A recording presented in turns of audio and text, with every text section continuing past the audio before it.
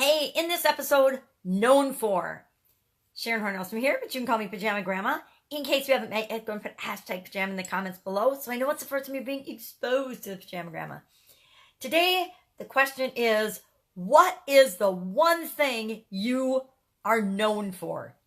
Now, not what you want to be known for, but right now, if I were to ask 5 people what about you, what would they tell me the number one thing they think of is when they hear your name or see your face? What is the number one thing that you are known for? Not by yourself, but by other people.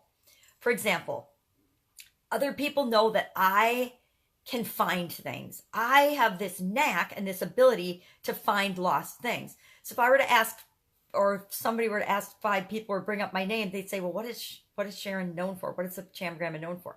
Besides my pajamas, of course, they would say that I'm known for being able to find things or organize things or pull lost things or missing pieces out of the ether and shine the light on them.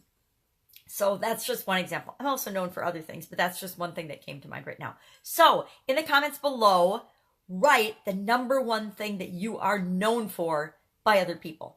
That's it. Have a fabulous day, and I will see you tomorrow. Pajama Grandma out.